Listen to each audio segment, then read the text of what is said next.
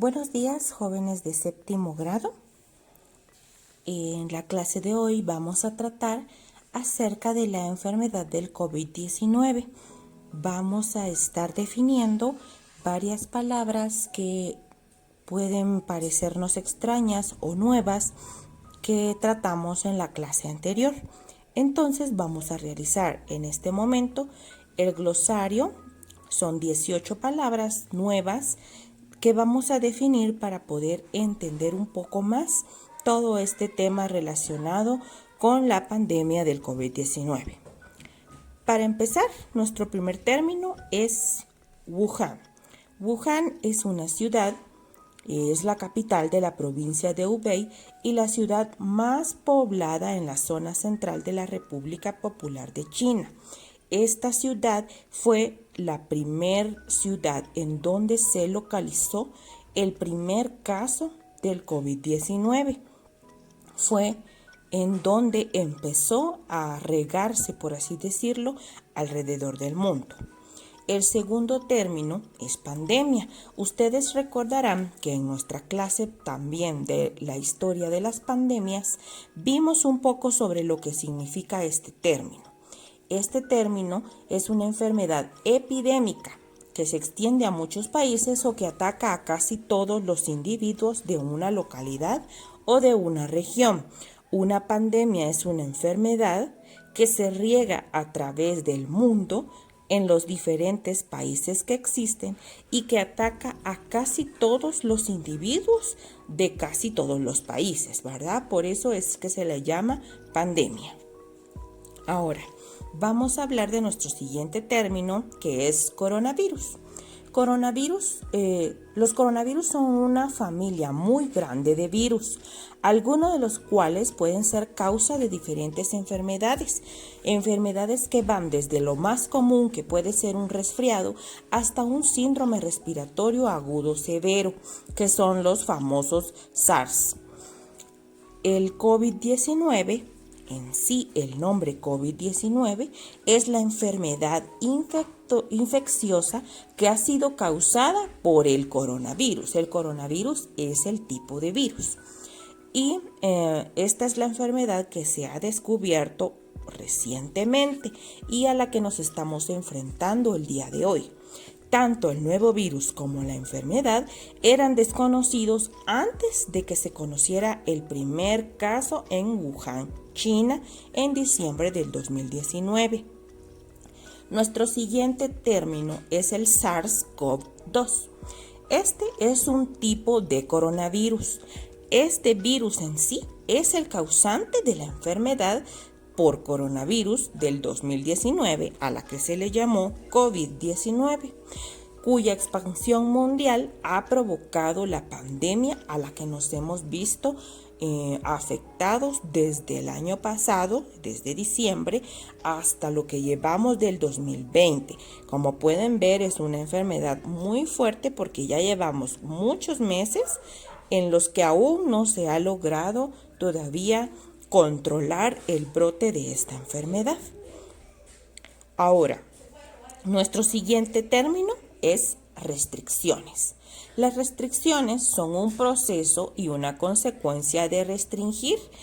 Esto se refiere a limitar, a ajustar, a estrechar o a circunscribir algo. Entonces, una restricción es un proceso de limitar y de restringir. Eso quiere decir que no podemos realizar todas las actividades a las que estamos acostumbrados. La restricción nos prohíbe desenvolvernos de la misma manera y nos limita a ciertas actividades, a ciertas cosas que podemos hacer. El siguiente término es el estado de calamidad. El concepto se emplea para hacer referencia a un desastre o a una catástrofe que afecta a una gran cantidad de individuos. El estado de calamidad únicamente puede ser pronunciado en un país por el presidente. Él es el que decide en qué momento se va a llamar estado de calamidad. no solamente con lo de la enfermedad, sino que cuando sucede alguna catástrofe en alguna localidad, en algún país, se le declara estado de calamidad. Nuestro siguiente término, el número 8, es el toque de queda. El toque de queda es una medida gubernativa que en situación de guerra o en circunstancias extraordinarias prohíbe la libre circulación de la población civil por la calle a partir de una hora determinada. Esto quiere decir el toque de queda que no hay libre locomoción, no se puede transitar a cualquier hora ni libremente. El toque de queda se empezó a utilizar cuando nuestro país estaba enfrentando el conflicto interno armado.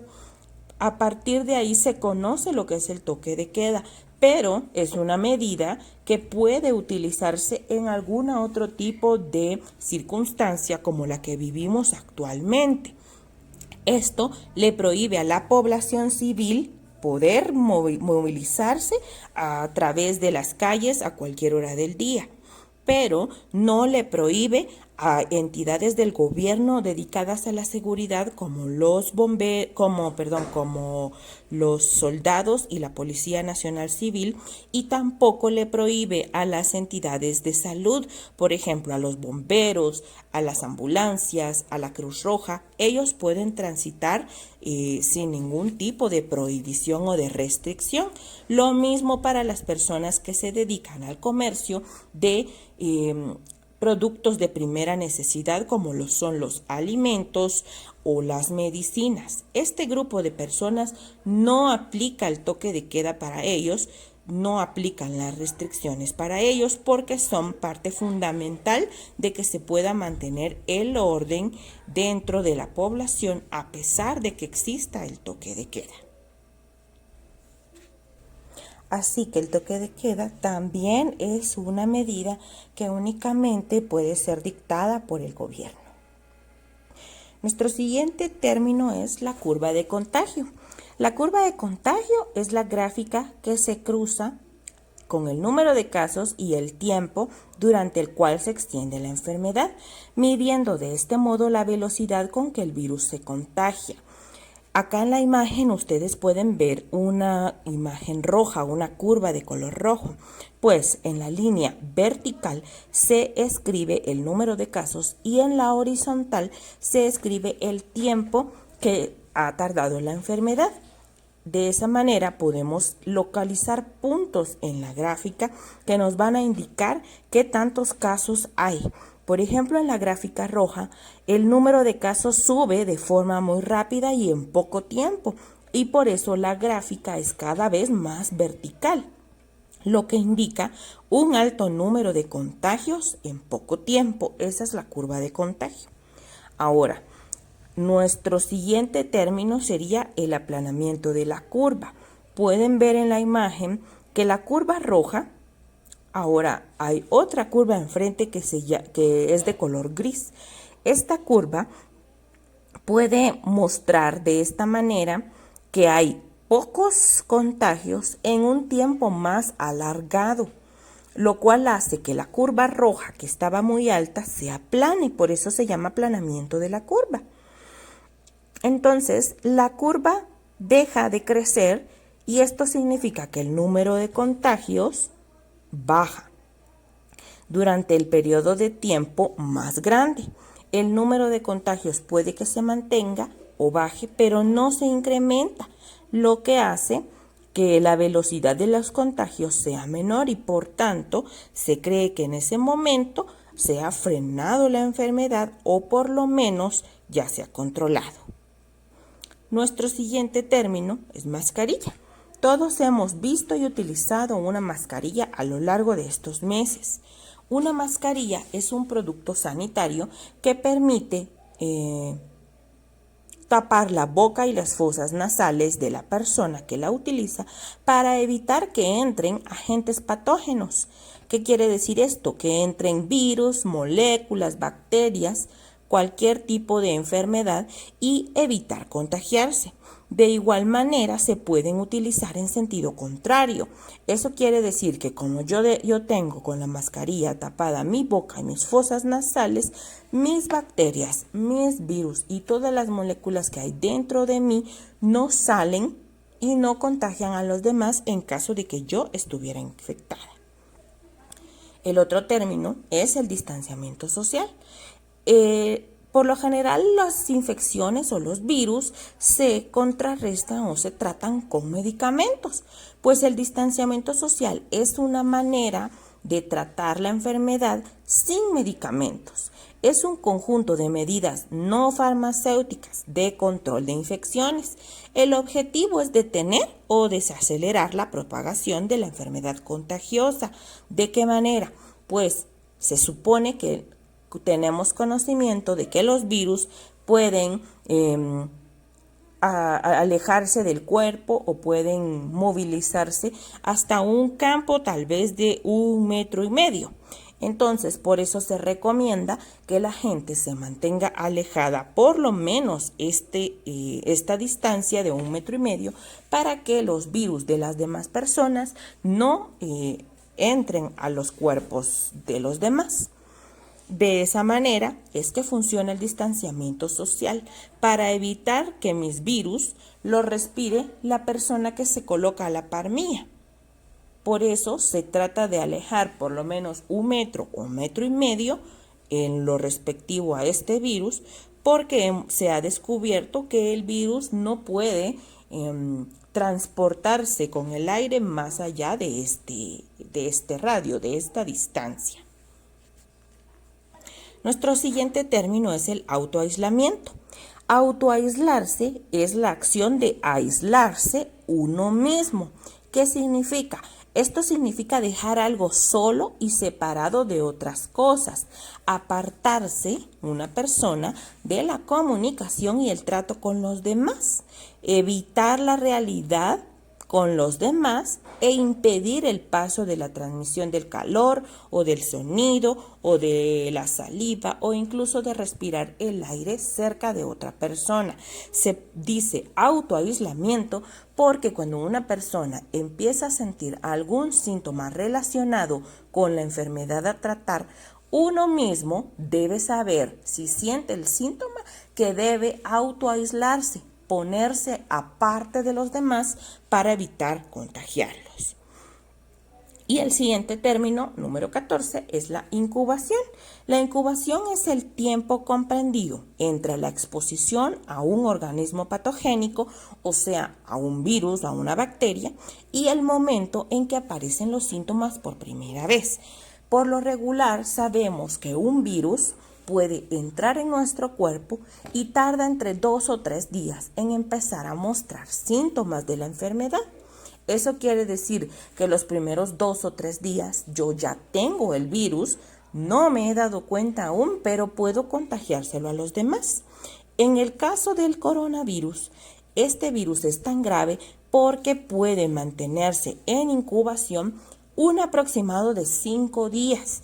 Desde que me contagio y tengo exposición al virus, pueden pasar 5 días sin mostrar síntomas, hasta 15. Eso quiere decir que incluso hay personas que mantienen el periodo de incubación durante 15 días. Se contagian hoy y durante 15 días no presentan síntomas, lo cual hace más peligrosa la enfermedad, porque en esos 15 días que no hay síntomas, se puede contagiar a una cantidad increíble de personas sin que yo sepa siquiera que estoy enferma aún.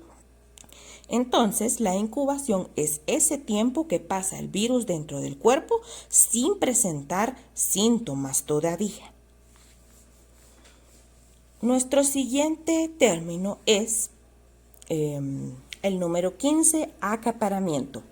Acaparamiento es la amenaza o el desorden civil ante un desastre natural que puede llevar a que algunas personas se abastezcan de abarrotes, agua, gasolina y cualquier otro elemento esencial y de esta manera produzcan una reducción en los productos y servicios en el mercado. Por lo general, cuando un ser humano atraviesa una situación de estrés o difícil, como lo estamos viviendo con la enfermedad, tiende a sentir miedo. Y cuando siente miedo, se descontrola. Las personas que se descontrolan o se sienten muy amenazadas pueden causar este tipo de desorden. ¿Y por qué es un desorden? Porque al llenarse y suministrarse todos estos productos, los acaparan, lo que hace que otras personas no tengan acceso a los productos porque se acaban. Número 16 es el encarecimiento. Esto va ligado con el acaparamiento porque es causado en cierta manera por el acaparamiento. Encarecer o encarecimiento es cuando un producto o un servicio aumenta de precio de forma considerable o incluso exagerada. Y esto sucede porque, como les mencionaba, cuando la mayoría de la población acapara productos y se acaban en el mercado, entonces, como son tan demandados, suben demasiado de precio y la gente que no acaparó y que no tiene suficiente en casa, tiene que comprarlos a precios muchísimo más altos de lo normal. Es por eso que el acaparamiento y el encarecimiento van de la mano, suceden uno tras otro y realmente son una amenaza y un desorden. Causan mucho daño en la población que tiene que verse en la necesidad de comprar aunque los productos les parezcan demasiado caros o que no estén al alcance de su bolsillo. Lo cual quiere decir o que los van a comprar caros o que no van a poder comprar estos productos y entonces también causa de cierta manera daño dentro de la economía familiar porque ya no se puede tener acceso a productos de primera necesidad. Nuestro siguiente término es la cuarentena. La cuarentena se trata de un aislamiento preventivo, o sea, yo me resguardo para prevenir durante un determinado periodo de tiempo el contagio de alguna enfermedad.